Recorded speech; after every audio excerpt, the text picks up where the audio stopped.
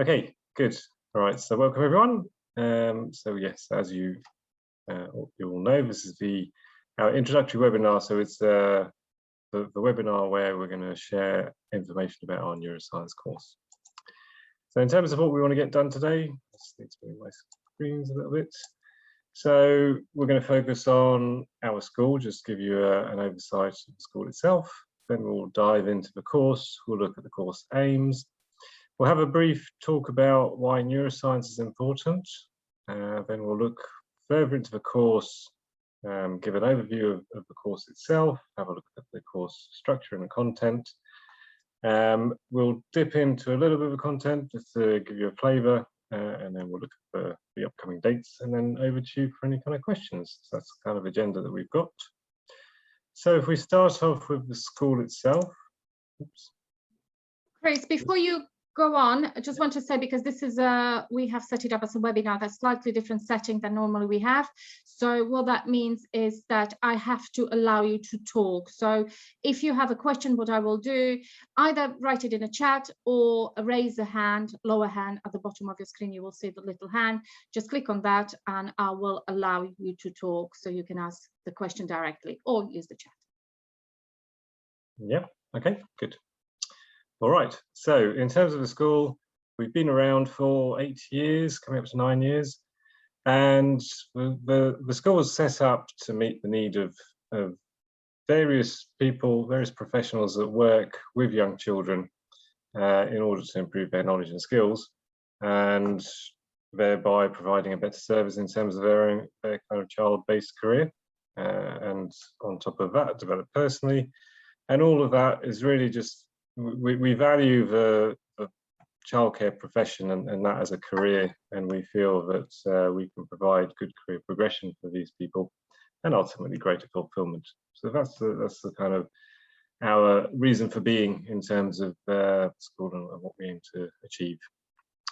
In terms of the people who actually provide the training, we always look for trainers who are good at teaching, so they have some kind of teaching skills, whether it's professional, whether it's learned, but also a key feature is that we focus on people who are actually practitioners or have been practitioners themselves. So they know not only the knowledge to share in terms of the subjects they teach, but also they've been there and done it, so they really know, they've got a first-hand experience of what they're teaching. Okay, and in terms of what we offer at the moment, so we break this down into our what we call foundation pathways. We've got 4 of these. So we cover the cash early years practitioner. We also do the sleep practitioner. We do non-medical maternity nurse, and then we've got this neuroscience course as well. So they're kind of foundation courses, they're lengthier courses, and provide you with some concrete qualifications that will help in the early years practice. And then to supplement that, we've got various workshops and short courses. So they give you additional knowledge in terms of the area that you're working in, and so you can think of them as sort of continual professional development. And they are classed in, we've got 2 categories. So we've got things focused around behaviour, and we've got things focused out around nutrition. So behaviour might be around behaviour management or emotional intelligence. And nutrition, we cover things like starting solids, fussy eating, and we've got quite a good course on reflux, colic and food sensitivities, so those kind of things. And then the 3rd category of what we do, we've got what we call essential knowledge and services. So these are things like the common core skills that are necessary for certain roles. We also host paediatric first aid pretty much on a weekly basis at venues in London. And we also do some DBS checking as well. So they're the essential stuff that we do. Okay, so in terms of this course, this is the Ncfe Introduction to Neuroscience for the Early Years Practitioner Level 2. That's the kind of official title. So it's accredited by Ncfe or CASH. It's organisations are in the state of merger. So Ncfe is really the official owner, should we say, of the course. level 2 award is what's known as knowledge only. So there's no requirement for any work-based practice or assessment. And we've got here an aim and objectives. This comes from the Ncfe syllabus about this course. So it's kind of high level, but it gives you an understanding of what Ncfe are trying to achieve. So the aim is to prepare students to work with children from birth to 7 years old through the study of neuroscience in the early years. So if that's one takeaway, is it is quite a specific time frame of birth to 7 years old that this focuses on. And in terms of the objectives, so supporting learners to gain an understanding in neuroscience in early years, supporting learners to progress to further and higher education, and to support the practitioner role in the workplace. So those objectives, again, this is kind of slightly high level in terms of what Ncfe are trying to achieve, but it gives you an understanding of what the course is trying to provide. Okay, so in terms of why neuroscience, maybe I should start off with what is neuroscience. No doubt everyone on here has got some kind of interest in neuroscience, hence you joining. But in terms of what neuroscience is, so fundamentally, neuroscience is a study of the nervous system, and predominantly it's the brain. So we've got nerves running throughout our body, and we've got the peripheral nerves, so going throughout our body to our various muscles in our limbs and those kind of things. And then we've got what's called the central nervous system, so that's made up of the brain and the spinal cord. And the reason why I say neuroscience is predominantly around the brain is because if we look at the nerves, the peripheral nerves, we've got hundreds of those, but then when we look at the brain, it's in the order of 86 billion. So a massive order of magnitude greater amount of cells in our brain versus the nerves throughout our body. So yeah, so that kind of, in a nutshell, is what neuroscience is. But in terms of neuroscience, it's a broad term that covers all sorts of things, from things like neurosurgery all the way to developmental neuroscience and various things in between. And so when we look at this course in terms of early years development, early years neuroscience in the early years, it's very much around sort of the behavioral, cognitive, and developmental neuroscience that we're focusing on. So in terms of why neuroscience, when we look at how this course is presented, we're not getting into sort of advanced scientific content. So you will learn aspects of the brain, you will learn some basics in terms of how things work in the brain, but you're not, this course is certainly not trying to get you to have some advanced neuroscience level understanding of the anatomy and the mechanisms that go on in the brain. It's giving you that kind of fundamental understanding of what's going on to then help you to, when we get into how the brain develops in children and the different things that are going on, you've got some context to put it in terms of what's actually happening in the brain and the cells between. And one of the reasons why neuroscience is becoming important is because in the last 20 or 30 years, the amount of research that's gone on, we now have so much more understanding of the brain itself, what happens, and also the changes that are happening all the way from soon after conception throughout gestation and in those first few years. The brain is really growing very rapidly, and so those years are really formative and critical, a kind of sensitive period. So again, if we talk about why neuroscience, we know that the brain development is that at its most rapid, and it's that formative period, sensitive time. And by understanding some of the developmental neuroscience, it helps to explain how children are thinking at different stages of this development.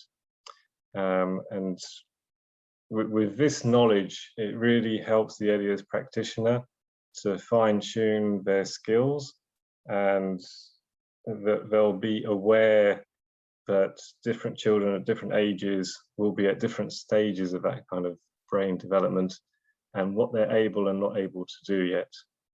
And so this is really crucial to any early years practitioner.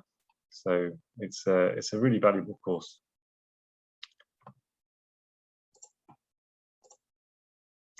So what we're going to look at now is an overview of the course.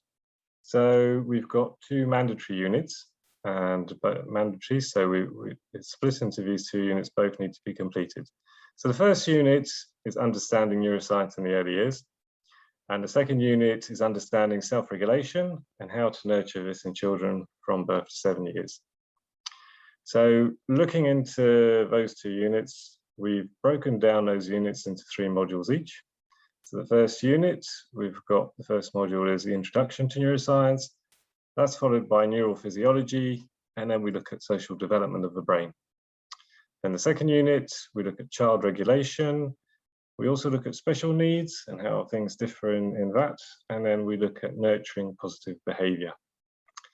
And how we've structured the course is those 6 modules across the 2 units. We've split those into 10 sessions. So we split it across 10 weeks, 1 session per week. And each session comes with assignments.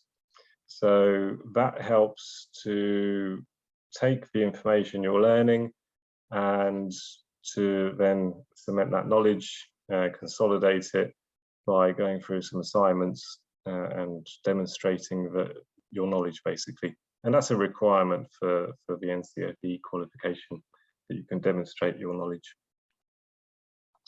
In terms of how much time we're expecting, it's about 6 hours per week, give or take. So that's the kind of commitment we're looking at if you're to do this course.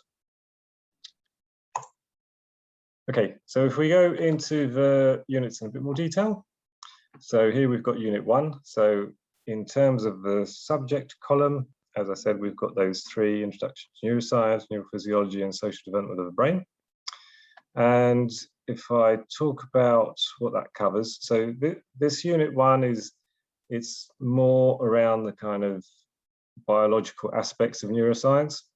So we start off just with that kind of introduction. We look a bit about the history of not just neuroscience, but also what kind of preceded neuroscience in terms of developmental side of things. So the behavioral theory that stemmed in the sort of 20th century.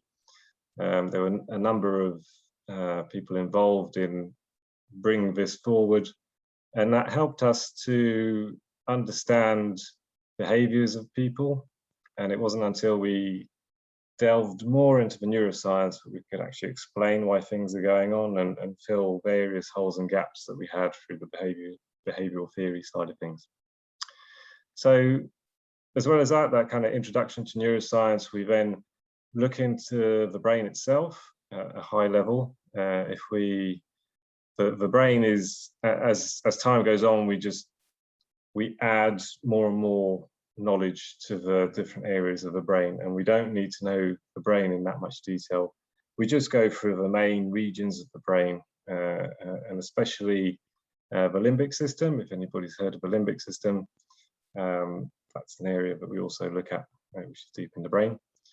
But that's we kind of pause in terms of going into any more detail of the brain, because we don't want to we don't need to get into kind of a higher level of anatomy on that side of things. We also look at baby brain development. So that is both prenatally, how the brain develops in the womb, and also what happens after birth and those first few years. So I think in the first 3 years, there's potentially about 90% of growth happening in those first 3 years in terms of the brain volume. Obviously, there's a lot in terms of from embryo, the whole brain structure is developing in gestation. So there's a massive amount of development there as well. So we go into that and we understand the key time points throughout those first few years, what's happening in the brain. Then we look at the second module. It's all about neural physiology. So this is really probably the most biological part of this whole course. So we look at the neurons and the synapses. Neurons are the nerve cells, and the synapses are the connections between nerve cells. We look at the high-level anatomy of what they look like, the key features, and how those synapses work. And then once we've done that, we then look into the social development of the brain. And so there's a concept of mirror neuron system where there's a kind of imitation that happens and triggers responses in the brain, and that's kind of part of that foundation learning of children, where they use this system to help them develop in what we call social cognition, and the social brain is kind of how we define that and how we look at that. And so that covers things like language, theory of mind. So theory of mind, I don't know if has anybody heard of theory of mind? Let's see if there are any responses.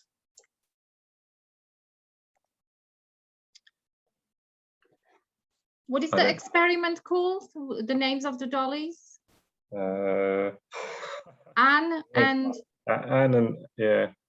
Anne and Jane? Yeah. Oh, I got you on that one. Yeah. Sorry. But there's a classic experiment of to show theory of mind. So this is kind of a theory of mind is something that happens in about sort of 3 years, I think, and it's where a child or an individual is able to conceptualize that that child can have a different perspective to another person, and that only develops after a certain amount of time. So again, this kind of understanding of neuroscience, understanding the development and the different time points in those first few years helps the childcare professional and the early years worker to know that this is something that may be a factor in terms of their dealing with children in their care. So yeah, so it's quite fascinating. That especially that theory of mind always fascinates me. Okay, so that's unit 1, and I think we've got a video now. So very brief video. It kind of helps just give you a flavour of the kind of language that we use, especially sort of neurophysiology, but some of this. So hopefully this will work.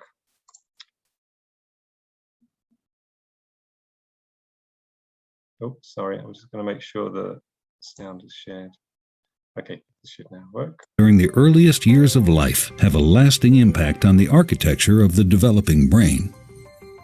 Genes provide the basic blueprint, but experiences shape the process that determines whether a child's brain will provide a strong or weak foundation for all future learning, behavior, and health.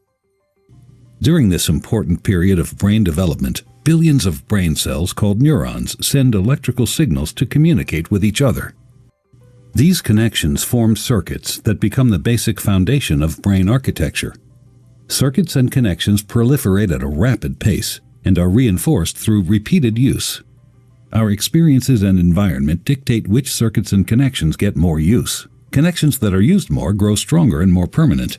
Meanwhile, connections that are used less fade away through a normal process called pruning.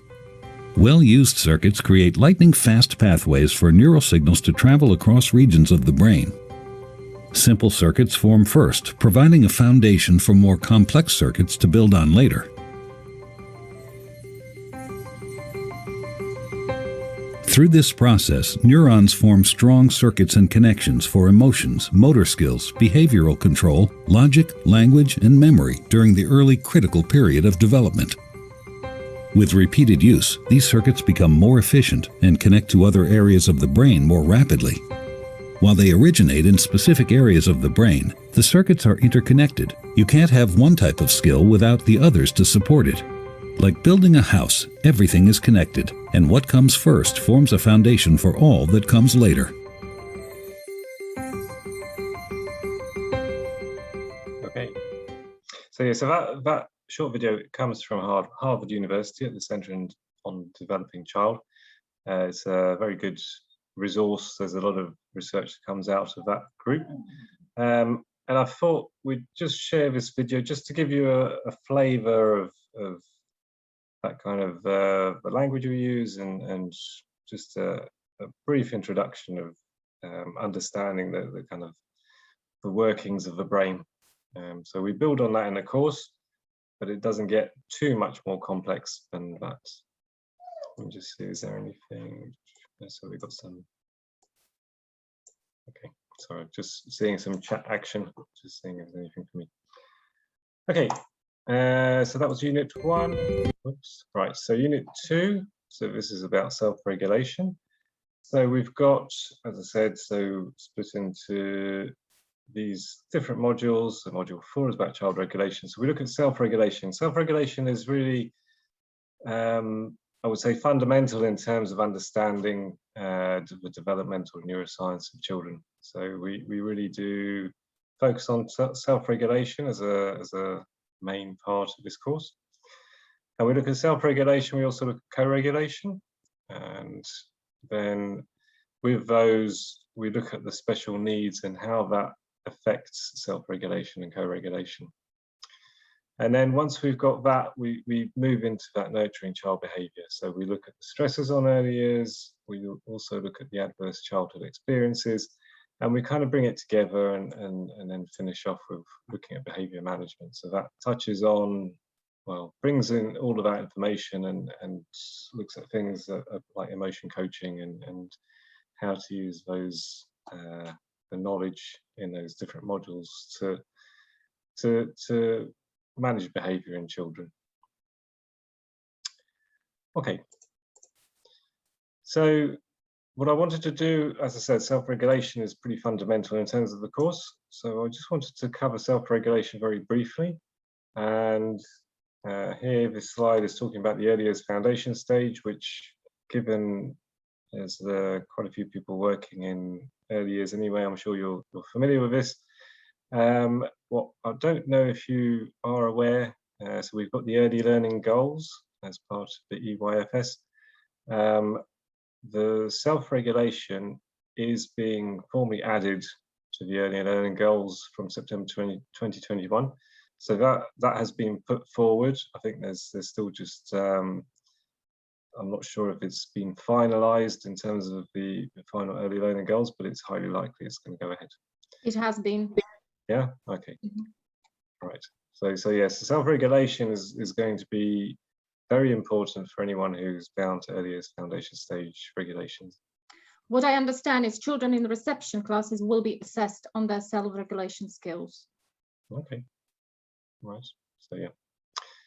And as it says here, so yeah, so more important than ever for early years practitioners to understand and support self-regulation skills, and they are now one of the key features of effective practice.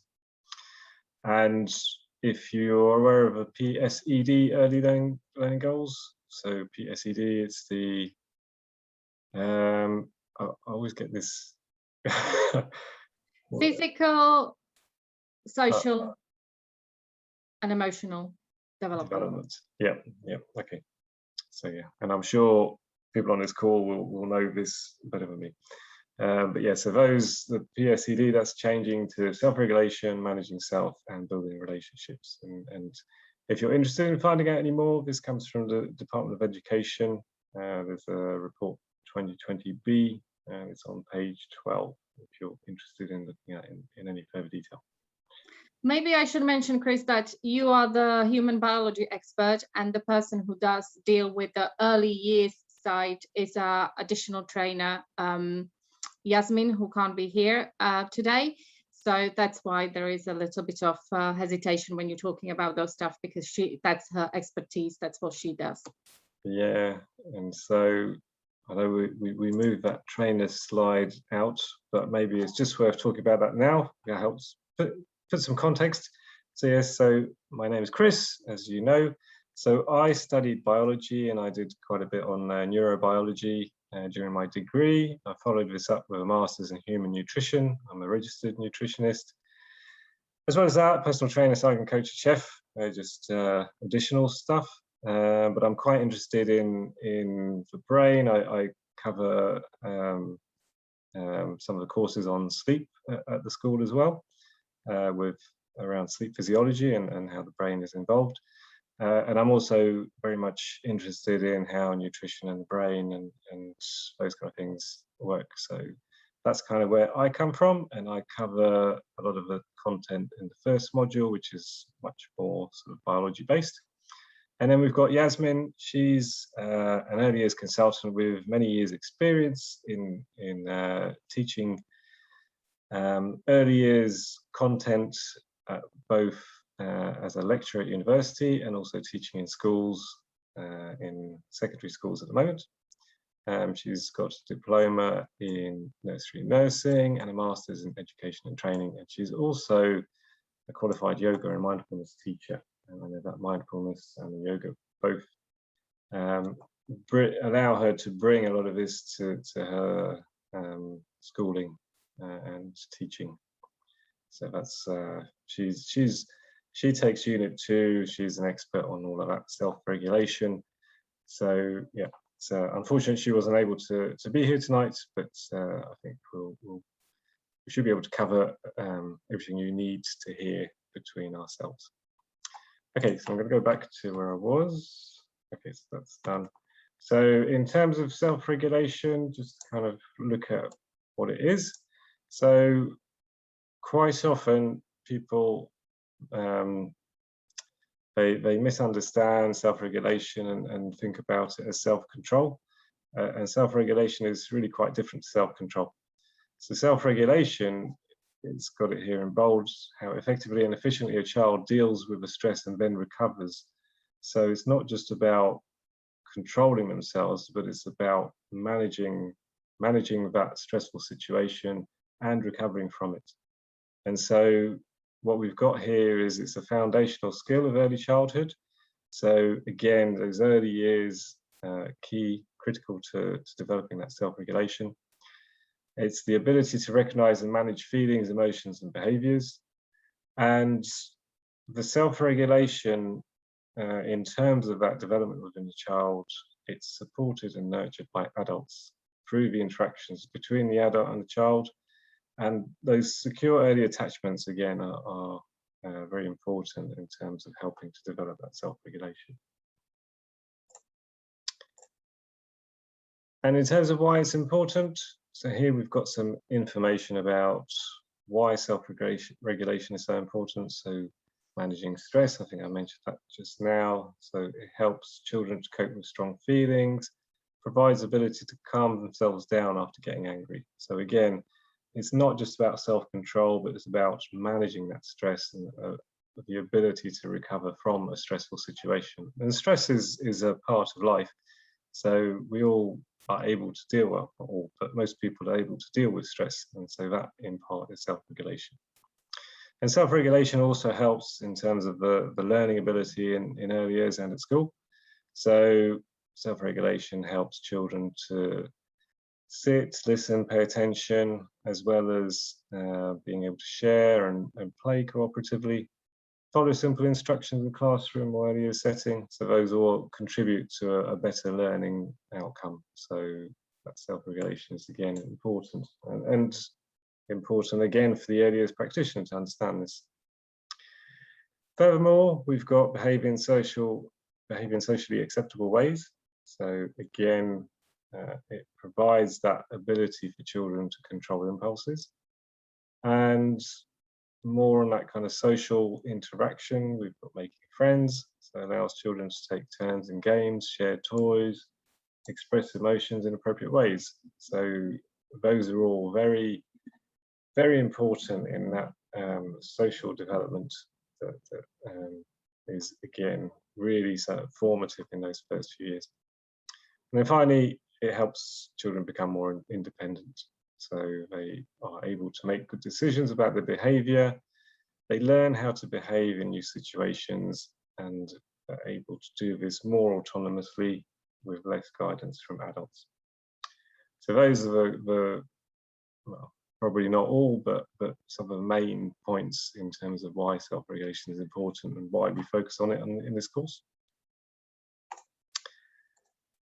Okay, so we've done the trainers, and I think that covers all the content I was going to share in terms of the course. We've got the next intakes. September the 4th is the start date of the next course, and then the one after that was going to be in January 2022. There's the link if you want to find out more information about it. One thing which I remember that we haven't included in terms of the course structure. So I talked about the 10 sessions. As well as that, we've got our e-learning platform where we've got the lessons in a guided format, as well as other kind of downloads, useful links, the assignments are there, all that kind of information. So that e-learning platform is your kind of go-to place for anything offline. And as well as that, you've always got support from the trainers, myself and Yasmin. So that's, yeah, I need to remember to add a slide on that e-learning platform. Other than that, that covers the content I was going to share. And I think now it's over to Q&A. So if you guys have got any questions, fire away.